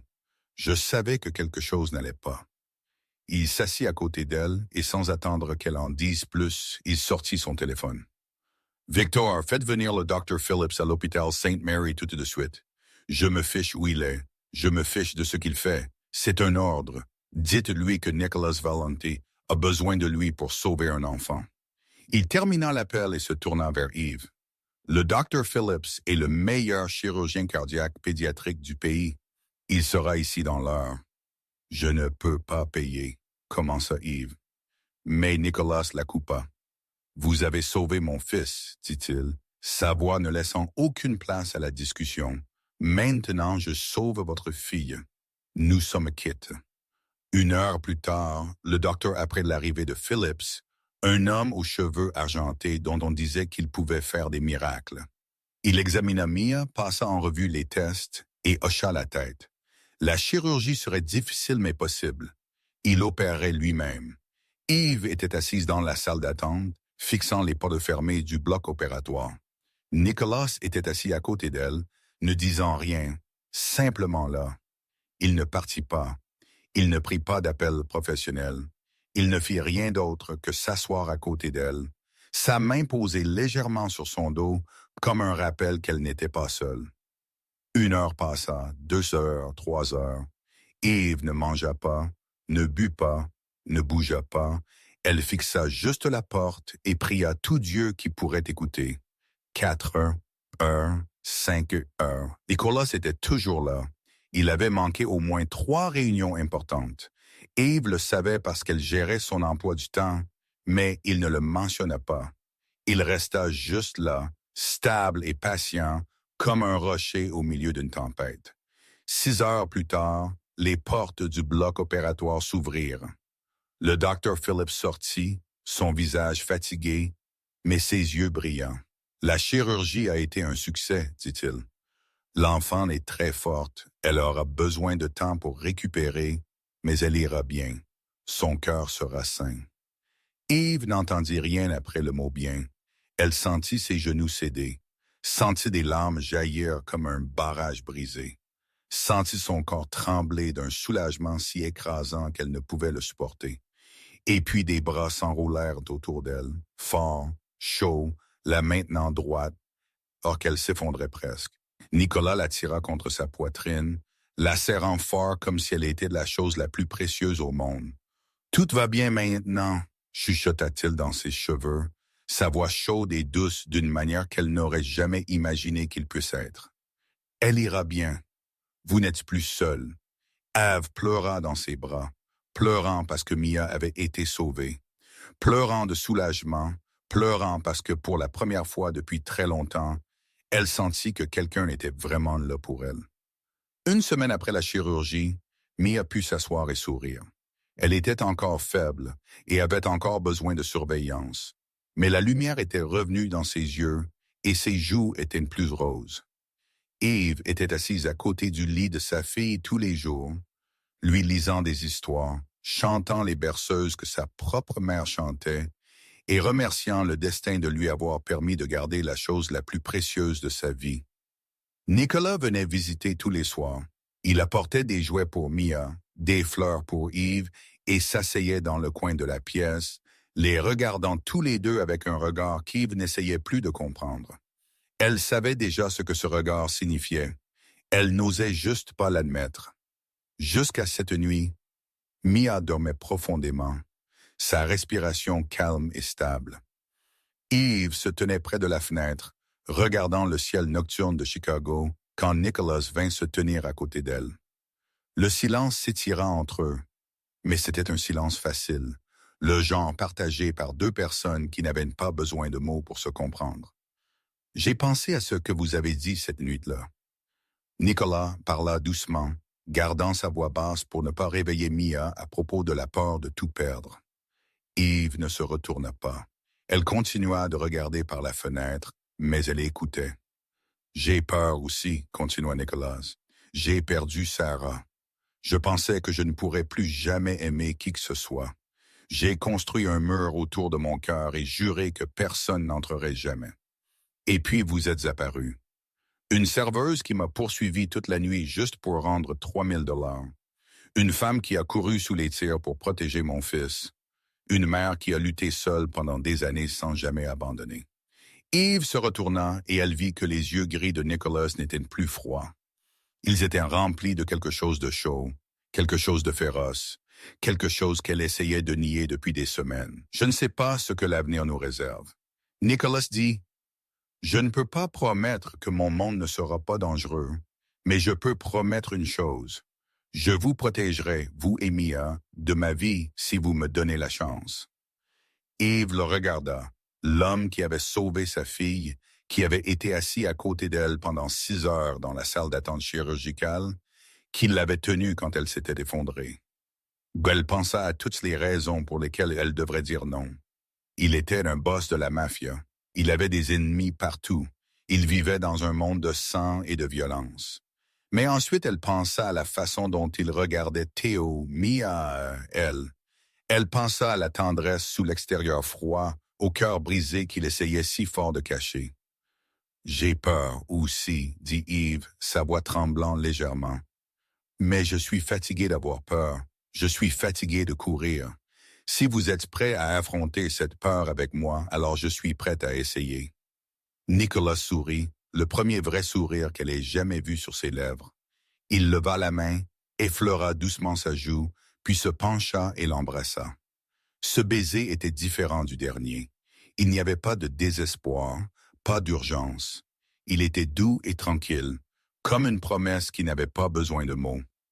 Mais leur bonheur ne dura que 3 jours. Le mercredi matin, Victor déboula dans le bureau, le visage livide. « Boss, dit-il, sa voix tendue. Carlo Benedetti. » Nicolas sauta sur ses pieds, ses yeux gris s'assombrissant instantanément. « Il est mort. » J'ai confirmé son corps après la nuit à l'entrepôt. Il n'est pas mort. Victor secoua la tête. C'était un double. Le vrai Carlo est toujours vivant et il vient d'envoyer ceci. Victor posa une enveloppe sur le bureau. Nicolas l'ouvrit et Yves le vit se figer comme de la pierre. À l'intérieur se trouvait une photographie d'elle prise alors qu'elle accompagnait Mia à l'école le matin précédent. Au dos, un message manuscrit disait « Elle mourra comme ta femme ». Sarah pensait qu'elle était en sécurité, aussi. Yves sentit le sang dans ses veines se changer en glace. Nicolas écrasa la photographie dans son poing. Et quand il leva les yeux, Yves vit quelque chose dans ses yeux qui la fit frissonner. Pas de la peur, mais une rage primale pure. La fureur d'un prédateur dont le territoire et la famille avaient été menacés. « Tu dois partir, dit Nicolas, sa voix froide comme de l'acier. Je vous enverrai, toi et Mia, quelque part en sécurité en Europe. Vous y resterez jusqu'à ce que j'en finisse avec Carlo. » « Non, répondit Yves, sa voix étonnamment calme. Nicolas la fixa comme si elle avait dit quelque chose de fou. « Tu ne comprends pas. Il a tué Sarah. Il n'hésitera pas à te tuer. » « Je comprends. » Yves s'approcha, posant sa main sur sa poitrine, sentant son cœur battre violemment sous sa paume. « Mais j'ai couru toute ma vie. Couru de Tyler. Couru de Derek Morrison. Couru du passé. Je ne cours plus. » « Ce n'est pas du courage, dit Nicolas, sa voix presque suppliante. C'est de la témérité. C'est moi debout à côté de toi, répondit Yves. Tu as dit que tu me protégerais. Je te crois, mais tu dois me croire, moi aussi. Je ne suis pas quelque chose à cacher. Je suis ton allié. Laisse-moi me battre avec toi. Nicolas la regarda un long moment. Puis il soupira et la serra dans ses bras. Tu seras ma mort, Evelyn Hartley. Ou je serai ta vie, chuchota Yves. Maintenant, dis-moi le plein. Carlo me veut. Alors laisse-le me voir, utilise-moi comme appât. Le plan fut mis en marche le samedi soir. Eve apparaîtrait seule à un café du côté ouest, un endroit où, selon les renseignements de Victor, les hommes de Carlos regardaient, elle s'y assiérait assez longtemps pour qu'ils la reconnaissent, assez longtemps pour qu'ils fassent leur rapport à Carlo, et quand ils bougeraient, l'équipe d'embuscade de Nicolas les attaquerait. C'était le plan parfait. Mais aucun plan n'est parfait quand l'ennemi sait déjà ce que vous êtes sur le point de faire. Yves était assise au café exactement comme prévu. Un latte froid devant elle, un livre ouvert mais non lu. Elle pouvait sentir des yeux sur elle depuis la voiture noire garée de l'autre côté de la rue. Elle pouvait entendre la voix de Victor à travers la petite oreillette cachée dans son oreille. Tout se passait comme prévu. 3 hommes entrèrent dans le café portant de longs manteaux qui dissimulaient des armes en dessous. Yves les reconnut instantanément. Les hommes de Carlos. Elle se leva, fit semblant de paniquer et courut vers la sortie de derrière juste comme arrangé. L'équipe d'embuscade de Nicolas était censée l'attendre là. Mais quand elle poussa la porte de derrière, ce n'était pas Victor ou les hommes de Nicolas qui attendaient. C'était une camionnette noire et 4 hommes qu'elle n'avait jamais vus auparavant. Avant qu'elle ne puisse crier, une main se posa sur sa bouche et quelque chose lui transperça le cou. Le monde devint noir. Quand Yves se réveilla, elle était assise sur une chaise en bois dans une pièce vide en béton. Ses mains liées derrière son dos. Sa tête semblait se fendre en deux. Sa bouche était sèche. Et alors qu'elle luttait pour se concentrer, elle vit l'homme se tenir devant elle. Carlo Benedetti. Il avait l'air différent de ce qu'elle avait imaginé, pas grand ou imposant, juste un homme d'âge moyen aux cheveux poivre et sel, et des yeux aussi froids que des poissons morts. Mais c'était cette même ordinarité qui le rendait plus terrifiant. Les monstres les plus dangereux sont ceux qui ont l'air complètement normaux. « Elle est réveillée, dit Carlo, sa voix douce et polie, comme s'il accueillait un invité à une fête. « Mademoiselle Hartley, c'est un plaisir de vous rencontrer enfin. J'ai tellement entendu parler de vous. La femme qui a adouci Nicolas Valente. Comment saviez-vous? Demanda Yves d'une voix rauque. Comment saviez-vous notre plan? Carlos sourit, un sourire qui n'atteignit jamais ses yeux. Pensiez-vous vraiment que Raymond Ashford était la seule taupe? Pauvre Nicholas. Il fait confiance aux gens beaucoup trop facilement. Dans son empire, il y a au moins 5 personnes qui travaillent pour moi, et l'une d'elles m'a tout dit sur votre petit plan ce soir. Eve sentit le sang dans ses veines se glacer. 5 personnes, 5 traîtres, dont Nicolas ne savait rien. Elle l'avait mené droit dans un piège en pensant qu'ils entendaient d'un à l'ennemi. Vous savez pourquoi vous êtes désespéré si Harlow inclina la tête. Vous allez mourir. Pas parce que vous avez fait quelque chose de mal, mais parce que Nicolas vous aime et je veux qu'il souffre, tout comme il m'a fait souffrir quand il a tué mon frère. Yves le regarda droit dans les yeux, se forçant à retenir la peur qui lui broyait la poitrine. Si vous me tuez, il ne cessera jamais de vous chasser. Carlo haussa les épaules. Il essaiera, mais sans vous, il s'effondrera. Tout comme il l'a fait après la mort de Sarah. Et cette fois, je m'assurerai qu'il ne se relèvera jamais. Il sortit son arme et vérifia le chargeur calmement, comme s'il faisait des tâches ménagères. Un dernier mot, Mademoiselle Hartley? Yves pensa à Mia, à son sourire, son rire, la façon dont elle la serrait chaque nuit avant de dormir.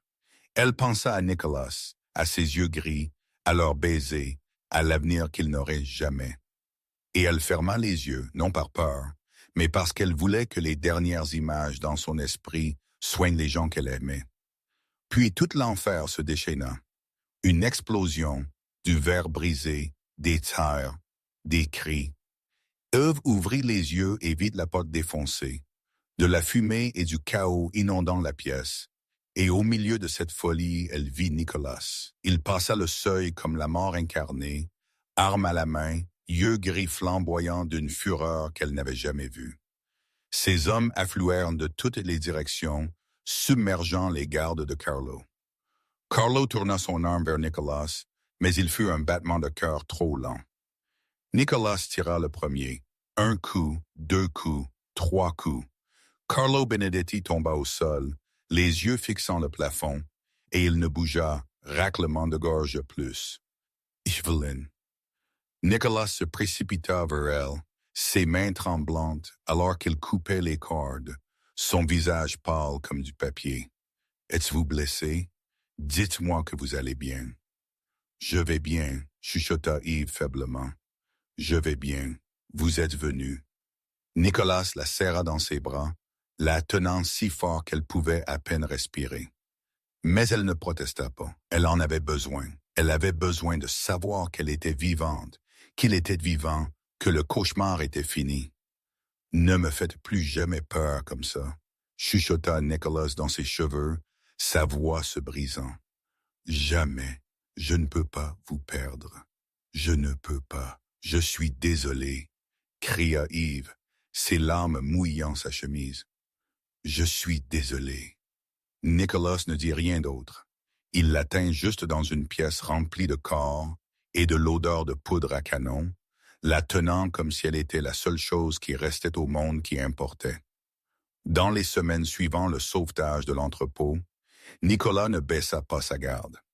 Utilisant les données cryptées récupérées des appareils privés de Carlos, Victor traqua méticuleusement les 4 taupes restantes au sein de l'organisation. Elles furent déracinées et traitées aussi froidement que Raymond Ashford l'avait été, garantissant qu'aucune ombre ne restait pour menacer Yves ou les enfants. Ce n'est que lorsque l'Empire fut enfin propre que Nicolas se permit de vraiment respirer. 1 an plus tard, le domaine Valente était rempli de rires. Le soleil de l'après-midi filtrait à travers les arbres du vaste jardin, se répandant sur la pelouse verte où 2 enfants se poursuivaient. Mia, maintenant âgée de 6 ans, était en bonne santé et pleine d'énergie comme n'importe quel autre enfant. La cicatrice chirurgicale sur sa poitrine s'était estompée et son petit cœur battait maintenant fort et régulièrement sans aucune trace de problème. Théo courut après elle, essayant de suivre, son rire résonnant à travers le jardin. À 9 ans, il ne souffrait plus de cauchemars. Il ne se réveillait plus au milieu de la nuit avec des sanglots étouffés. Il avait appris à affronter sa peur. Et plus important encore, il avait trouvé une femme complète. Eve se tenait sur le balcon du deuxième étage, appuyée contre la balustrade, regardant le jardin avec un sourire qu'elle ne pouvait réprimer. Sur son annulaire, une bague en diamant scintillait au soleil. Le mariage avait eu lieu 3 mois plus tôt, une cérémonie privée à laquelle n'avaient assisté que les plus proches d'eux. Il n'y avait pas de presse, pas de médias, juste eux et les gens qu'ils aimaient. Eve n'avait pas besoin de luxe. Elle n'avait besoin que de Nicolas, Mia et Théo. Elle n'avait besoin que de sa famille. « Papa, attrape-moi !» La voix de Théo retentit, et Yves regarda Nicolas sortir sur la terrasse, enlever sa veste, retrousser les manches de sa chemise et rejoindre les enfants dans leur jeu. Le plus puissant boss de la mafia de Chicago courut sur la pelouse, faisant semblant de ne pas pouvoir les attraper, laissant leur rire exploser chaque fois qu'il lui échappait. C'était le Nicolas que le monde extérieur ne verrait jamais. Nicolas qui n'appartenait qu'à elle.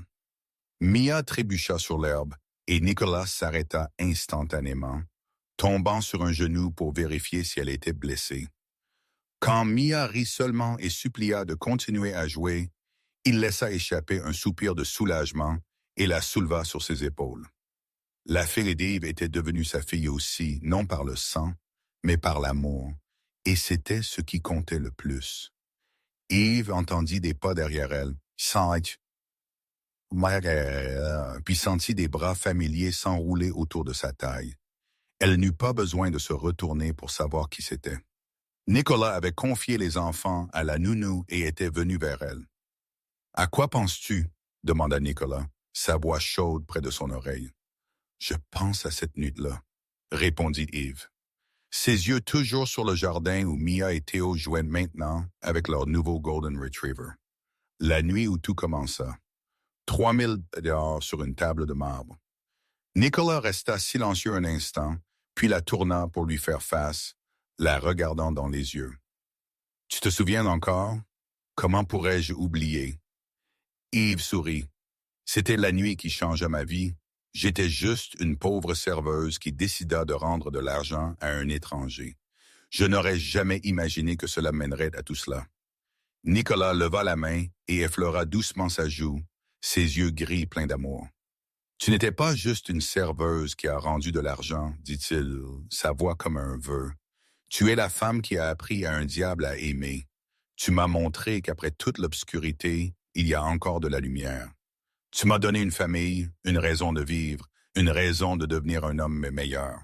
Tu es la meilleure chose qui me soit jamais arrivée, Evelyn Valente. » Des larmes montèrent aux yeux d'Yves, mais c'étaient des larmes de bonheur. Elle se leva sur la pointe des pieds, pressa un doux baiser sur ses lèvres, et elle sut qu'enfin, après toute la douleur et les tempêtes, elle avait trouvé sa place. « Maman, papa » appela la voix de Mia depuis le jardin. « Venez jouer avec nous. » Nicolas baissa les yeux, puis regarda Yves, souriant le sourire qu'elle seule voyait. « Allons-y, dit-il, notre famille atteinte. » Et ensemble, ils descendirent les marches dans le jardin ensoleillé, dans la vie qu'ils avaient tous deux si durement lutté pour gagner. Leur histoire commença avec 3000 $ sur une table de marbre. Elle continua à travers le sang, les larmes, la peur et l'espoir. Et elle se termina ici dans ce jardin avec les rires des enfants et l'amour de 2 cœurs brisés qui s'étaient trouvés. C'est la leçon que cette histoire veut vous laisser. L'intégrité et la gentillesse ne sont jamais sans signification. Parfois, une petite décision, une seule bonne action quand personne ne regarde, peut changer votre destin tout entier. Eve ne garda pas l'argent parce qu'elle savait que ce n'était pas à elle. Elle n'avait aucune idée où ce choix mènerait. Elle fit seulement ce que sa conscience exigeait, et c'est ce qui la sauva Mia, et sauva Nicolas de l'obscurité. Dans la vie, nous nous tenons souvent devant des choix difficiles. Garder ou rendre, rester silencieux ou parler, fuir ou affronter la vérité. Et ces choix définissent qui nous sommes. Choisissez toujours ce qui est juste, même quand personne ne regarde. Parce que parfois, ces moments changeront votre vie de manière que vous n'auriez jamais pu imaginer. Si cette histoire a touché votre cœur, Veuillez vous abonner à notre chaîne, aimer et partager cette vidéo afin que nous puissions continuer à diffuser des histoires significatives chaque jour. Nous serions ravis de savoir ce que vous ressentez à propos de l'histoire d'Ève et Nicolas. Avez-vous déjà été confronté à un choix difficile comme celui-là? Avez-vous déjà fait la bonne chose, même en sachant que vous pourriez perdre quelque chose? Partagez vos pensées dans les commentaires ci-dessous. Nous voulons vraiment entendre ce qui est dans votre cœur, car votre histoire mérite aussi d'être racontée. Nous vous souhaitons à tous ceux qui regardent cette vidéo une bonne santé, une vie joyeuse et la paix chaque jour. Merci de rester avec nous jusqu'à la fin de l'histoire. Au revoir et à bientôt dans la prochaine vidéo.